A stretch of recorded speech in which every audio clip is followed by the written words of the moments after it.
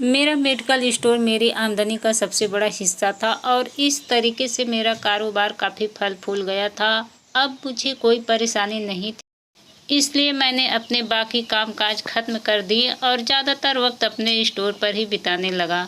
और मैं पढ़ा-लिखा बिल्कुल भी नहीं था। मुझे किसी भी तरह की दवाइयों के लिए मुझे कहीं पर बैठना पड़ता था और मैं अपने स्टाफ को अपने कमरे से ही मॉनिटर करता था। मेरा ऑफिस मेडिकल स्टोर के पिछली साइड पर बनाया हुआ था, जहाँ से स्टोर का सारा नज़ारा मैं कमरे से ही देखता था। उस दिन भी मैं अपने ऑफिस में बैठा अपने किसी दोस्त से बात कर रहा था कि बाहर एक औरत की ऊंची-ऊंची बोलने की आवाज़ें आने लगीं, जबकि स्टोर का लड़का भी उसके साथ काफ़ी बहस कर रहा था, जिसकी वजह से मेडिकल स्टोर का माहौल अजीब सा हो गया था। मैं ये सब सुनकर गुस्से से अपने ऑफिस से बाहर निकला। क्यों शोर मचा रखा है? तुमने क्यों शोर मचा रखा है ग्राहक के साथ? मैंने सेल्समैन को औरत के साथ लड़ता देखकर कहा। औरत गठरी सी बांधे काउंटर पर खड़ी थी। उसने अपने आप का सर से पांव तक चादर में लपेट रखा था, जबकि चेहरे पर भी उसके मास्क लगाया हुआ था। यह सब देखकर मुझे उस औरत के साथ थोड़ी हमदर्दी सी हो गई। वह औरत ऐसी दवा मांग रही है जो मैं नहीं दे सकता। सेल्समैन ने मुझे आगे बढ़कर बताया, ऐसी क्या दवा मांग ली उसने जो तुम उसे नहीं दे सकते? सर, यह एक मर्दाना दवाई है जो यह मांग रही है। ऐसी दवाई का लगातार इस्तेमाल करने से सेहत को नुकसान भी हो सकता है। भाई, तुम्हें इससे क्या मतलब? आदमियों की दवाई हो या औरतों की, जो यह कह रही है वह तुम दे दो। मैं यह कहकर अपने ऑफिस में चला आया। उसके बाद ना जाने क्या हुआ, मैं कुछ नहीं जानता। कुछ इसी तरह दिन बीत गए और दोबारा मेरे स्टोर पर नहीं आए। लेकिन एक दिन मैं अपने स्टोर से छुट्टी करके वापस घर जा रहा था कि वह औरत स्टोर के दरवाजे के अंदर की तरफ आते हुए उसकी नज़र मुझ पर पड़ी, तो उसने खुद को मेरी नज़रों से अपने आप को पूरी तरह ढक लिया, जैसे ही वह मुझसे ही पर्दा कर रही हो। जबकि मैंने उस औरत में कोई दिलचस्पी नहीं दिखाई थी कभी भी, मगर मुझसे क्यों बचना बचाने का मतलब था, कहना मुझे अजीब सा लग रहा था। अगले दिन मैं अपने स्टोर में गया तो मैंने उस लड़की के बारे में सेल्समैन से पूछा कि यह औरत कौन सी दवाई लेने आती है। कहने लगा, सर मैं यह तो नहीं जानता, बस यह जानता हूँ कि यह दवाई लगातार खाने से सेहत को बहुत नुकसान पहुँचता है और ये भी कोई आम इंसान इस्तेमाल नहीं करता।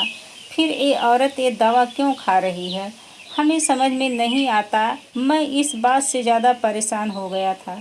मैंने तब अपने एक डॉक्टर दोस्त को कॉल किया और उससे इन दवाइयों के नाम बताए। वह कहने लगा कि यह दवाई मर्दाना आदमियों के लिए होता है, जैसे दाढ़ी उगाना, चेस्ट कम करना वगैरह के लिए इस्तेमाल की जाती है, और दूसरी दवाई ताकत और मजबूती की थी। अपने दोस्त की बात सुनने के बाद शायद मुझे तसल्ली हो जाती कि ऐसी दवाइयाँ बिकती हैं, तभी तो लोग इस्तेमाल करते हैं। अक्सर आजकल के बॉडी वगैरह बनाने वाले लड़के इस दवाई की ज़्यादा इस्तेमाल करते हैं। मुझे औरत ने शक में डाल दिया था मुझे, क्योंकि यह दवाई वह चोरी छुपे क्यों ले जाती थी हमारे स्टोर पर से, और हमारे सेल्समैन से भी उस दवाई के लिए हमने काफ़ी लड़ाई झगड़ा की थी। तो मुझे यह सब बातें याद आने लगी। मुझे लगा ज़रूर इसमें कोई ना कोई बात होगी और यह गलत दवाई क्यों खा रही है। मुझे उसमें जानने के लिए दिलचस्पी बढ़ गई। मैंने सोचा कि यह सारी बातें अपने दिमाग से निकाल देता हूँ, लेकिन मैं नाकाम रहा। आखिरकार मैंने फैसला किया कि इस औरत की हकीकत जानकर रहूँगा, क्योंकि मेरे स्टोर पर आती जाती थी। कल को कोई ऊंच नीच होती तो उसका जिम्मेदार भी मैं ही होता।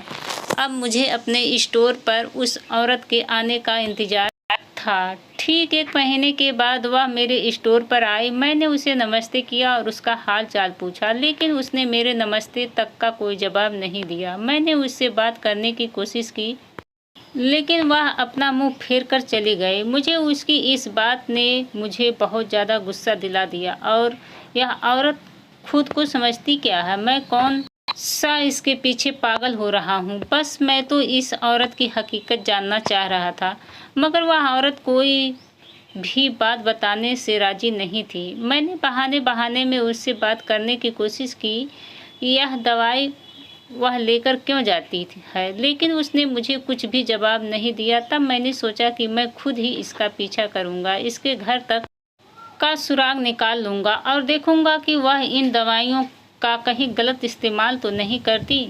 मैंने उसी वक्त खड़े खड़े यह फैसला कर लिया। अगले दिन का भी इंतजार नहीं किया। वह औरत शायद यह बात जान गई थी कि मैं उसका पीछा कर रहा हूँ।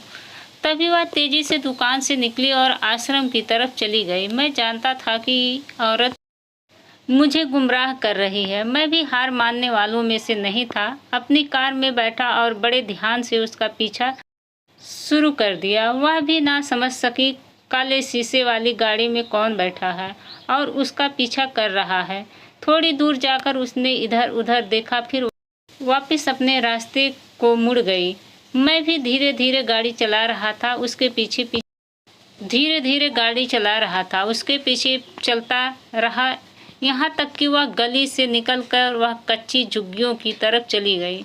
अब तो मेरा शक यकीन में बदल गया कि एक झोपड़ी में रहने वाली औरत भला इतनी महंगी दवाई का क्यों इस्तेमाल कर रही है। जरूर कोई और मकसद होगा। मेरी दिलचस्पी अब ज़्यादा बढ़ चुकी थी। झुग्गियों की तरफ गाड़ी वगैरह तो नहीं जाती थी। अगर मैं गाड़ी ले जाता तो उसे ज़रूर शक होता। मैं कुछ दूर चौड़े रोड पर गाड़ी खड़ी करके खुद गाड़ी से उतरकर एक दुकान पर खड़ा हो गया। उसके जाते हुए उसे देखता रहा। वह औरत के कच्चे से मकान के अंदर गई। उसके घर के बाहर एक रिक्शा खड़ा था। क्या इसका मतलब उसका पति रिक्शा ड्राइवर है? मैंने सोचा। फिर दुकान वाले से उस औरत के बारे में पूछने लगा। दुकान वाले ने मुझे कोई जानकारी नहीं दी। उसके बारे में कहने लगा कि मैं उस औरत को नहीं जानता। मैं बहुत मायूस हो गया था। झुग्गियों से कुछ और दूर जाकर एक दो लोगों से उस औरत के बारे में जानने की कोशिश की। वह कहने लगे, इस औरत के 2 बच्चे हैं, यहाँ वह अपने पति के साथ रहती है, बहुत ही अच्छी औरत है और यह बहुत पर्दे में रहती है। इसका आदमी रिक्शा चलाता है और यह खुद भी घर से कहीं बाहर नहीं निकलती है। इन लोगों की बात मुझे कुछ खास समझ में नहीं आया। मैं भगवान से प्रार्थना करने लगा कि मुझे इस औरत की सच्चाई तक जरूर पहुंचा दे। फिर भगवान ने मेरी प्रार्थनाओं को सुन लिया। मेरे दिल में उस औरत के लिए ऐसी लगन डाल दी थी। मैं सिर्फ शक के बिना पर उसका पीछा कर रहा था। अगले दिन मैंने सोचा उस औरत से पूछने की बजाय उसके पति से बात करता हूँ। शायद मेरी बात वह समझ जाए और जिस दवाइयों के लिए मैं पूछ रहा हूँ शायद उसका पति मुझे बता दे। अगले दिन सुबह के 5 बजे मैं अपने सारे काम छोड़कर गाड़ी में बैठा और उन झुग्गियों की तरफ चल पड़ा। सुबह हो रही थी तो मैं जानता था कि रिक्शे वाले सुबह सुबह ही स्कूल छोड़ना और लोगों को छोड़ने का काम करते हैं, तो इस वजह से रिक्शे वाले सुबह ही उठ जाते हैं। मैं उस औरत के घर के थोड़ी दूर पर अपनी गाड़ी खड़ा करके उसके पति को देखने लगा कि वह रिक्शा देकर कब बाहर आता है और फिर मैं उससे बात करूंगा। मैं लेकिन उसका वहां पर आधे घंटे से इंतजार कर रहा था। तब उसके घर का दरवाज़ा खुला और सांवला सा एक छोटी हाइट का आदमी घर से निकला। पहले इधर उधर देखा, फिर उसकी नज़र मेरी गाड़ी पर पड़ी तो एकदम हैरानी से देखने लगा। जल्दी से अपने रिक्शे पर बैठा। इससे पहले कि वह आदमी रिक्शा चलाकर कहीं दूर चला जाता, मैं उसके पास पहुंच गया और उससे बोला कि साहब सुनिए, मुझे थोड़ा आगे तक जाना है, क्या मुझे तुम छोड़ दोगे? तब उसने मुंह फेर कर जवाब दिया, आपके पास इतनी बड़ी गाड़ी है, फिर आप मेरे रिक्शे पर क्यों बैठना चाहते हो? भाई, यह बात थी कि मुझे सब्जी मंडी जाना था। आपको तो पता है वह कैसी जगह होती है, वहाँ तक गाड़ी नहीं जाती। अगर आप मुझे वहाँ पहुँचा दे तो बड़ी मेहरबानी होगी, मैंने उससे कहा और फिर मैं उसके रिक्शे पर बैठ गया। और मैं दिल ही दिल में सोचने लगा कि सब्जी मंडी आने से पहले ही मैं इससे पूछ लूँगा कि वह औरत दवाई क्यों लेने आती है हमारे दुकान से, और वह उस दवाई को क्यों खाती है या अपने पति के लिए लाती है। लेकिन उसने अभी सब्जी मंडी नहीं आई थी कि उसने अपना रिक्शा रोक दिया। क्या हुआ भाई साहब? मैंने अनजान बनकर पूछा तो उसने कहा, मैं इससे आगे अपना रिक्शा लेकर नहीं जा सकता। अच्छा होगा कि आप यहीं पर उतर जाओ। ऐसा कैसे हो सकता है? मैंने तो आपसे सब्जी मंडी के लिए कहा था, पर मैंने तो नहीं कहा था आपसे कि आप मेरे रिक्शे पर बैठें। उसने मुझे बड़े तीखे शब्द में जवाब दिया। अच्छा ठीक है, तो मुझे तुम कॉलेज चौक पर छोड़ दो, मैंने उसे कहा, क्योंकि मैं उससे और बातें करना चाहता था और उसके बारे में जानना चाहता था। इसलिए मैंने उसे झूठ बोलकर और आगे जाने को कहा। दरअसल बात यह है कि मैं कुछ दिनों से आपकी पत्नी को आते जाते देख रहा हूँ। स्टोर से दवाई लेने आती है। मेरा सबसे बड़ा स्टोर है, लेकिन आपकी पत्नी ऐसी दवाई क्यों लेकर आती है? उस दवाई से इंसान की मौत यकीनन है। उस दवाई से आपको बता भी नहीं सकता कि कितना नुकसानदेह है। आप अपनी पत्नी से कहें कि दवाइयों का इस्तेमाल करना छोड़ दे। उसे समझाने लगा। इस बात पर उसने मुझे कोई जवाब नहीं दिया। कुछ देर देखने के बाद उसने जवाब दिया, मैं अच्छे से जानता हूँ कि मेरे घर क्या होता है और क्या नहीं। उसने बड़ी तीखी शब्दों में कहा, मुझे तुमसे यह बात बहुत बुरी लगी। अच्छा तो यह बात है। मुझे लगता है तुम भी अपनी पत्नी के साथ इस खेल में मिले हुए हो। मेरी बात पर बहुत घबरा गया। क्या मतलब? मैं कोई खेल नहीं खेल रहा हूँ। मैं मजदूर आदमी हूँ और पूरे दिन रिक्शा चलाता हूँ, तब 2 वक्त की रोटी कमाता हूँ। उसने बड़ी गंभीरता से कहा, तुम ऐसे नहीं मानोगे। मेरे सामने खड़े पुलिस वालों को मैंने इशारा किया। भगवान के लिए पुलिस को मत बुलाना, मुझे पुलिस से बहुत डर लगता है। बस मेरी इतनी सी धमकी से वह तो अच्छे से भीगी बिल्ली बन गया। तो फिर अच्छा चलो बताओ बात क्या है? मुझे पूरी सच्चाई बताओ।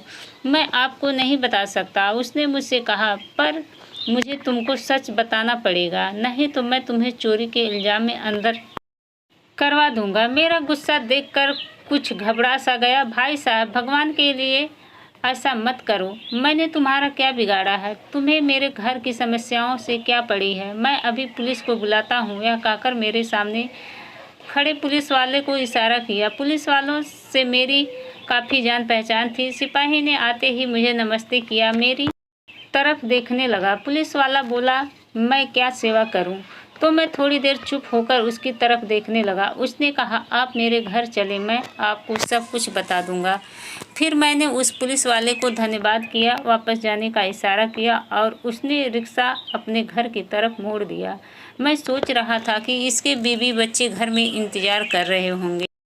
जैसे ही मैं और वह दोनों उसके घर के अंदर गए, उसके बच्चे दौड़ते हुए अपनी माँ से लिपट गए और मम्मी मम्मी कहने लगे। मैं तो बिल्कुल हैरान रह गया कि यह क्या हुआ। देखकर मैं हैरान रह गया। तब उसने सर से वो पगड़ी उतारी और मेरे सामने बैठकर अपनी कहानी की शुरुआत किया।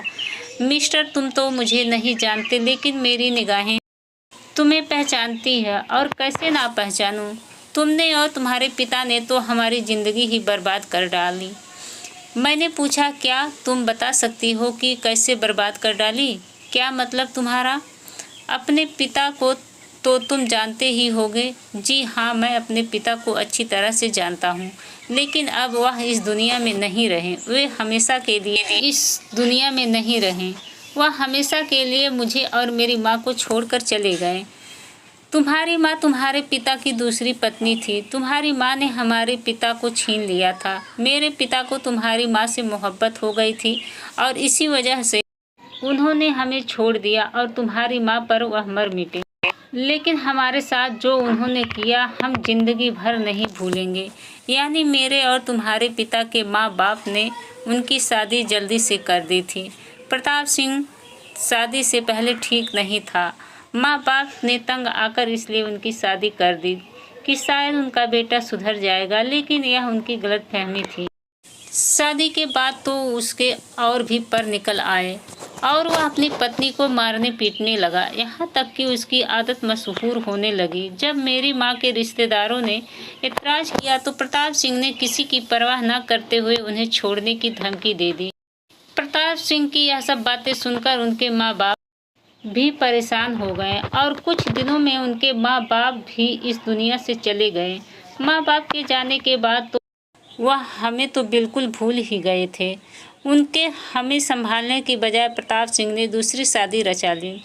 उन्होंने दूसरी शादी शहर के एक अमीर लड़की से की थी। वह लड़की को ना जाने उनकी कौन सी आदत उसको अच्छी लग गई कि उसने बिना छानबीन किए और यह जाने बगैर कि पहली पत्नी का कैसे गुजारा होगा उनसे शादी रचा ली। पर मेरी माँ और मैं उनके इंतज़ार में बैठे थे कि हमारे पापा हमें भी अपने साथ रखेंगे, पर उन्होंने पीछे मुड़कर भी नहीं देखा। यह सब तुम क्या कह रही हो? ऐसा नहीं कर सकते मेरे पापा, ऐसा नहीं कर सकते। तुम झूठ बोल रही हो।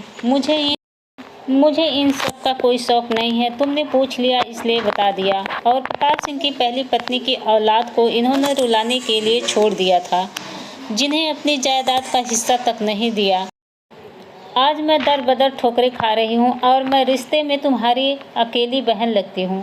और जानते हो यह हुलिया मैंने किस लिए बनाया हुआ है? ताकि मैं एक मर्द बन जाऊँ और अपने पिता के जायदाद का हिस्सेदार बन जाऊँ। मेरे 2 बच्चे हैं, उनको भी पालना है। मेरे पति शादी के कुछ ही दिनों बाद एक रेल दुर्घटना में मृत्यु हो गई थी, इसलिए मैं वह दवाइयाँ तुम्हारे स्टोर से लाती थी, उनको खाती थी ताकि मैं एक मर्द बन सकूं, ताकतवर। इस तरह वह फूट फूट कर रोते ही जा रही थी और सारी बातें बताती जा रही थी।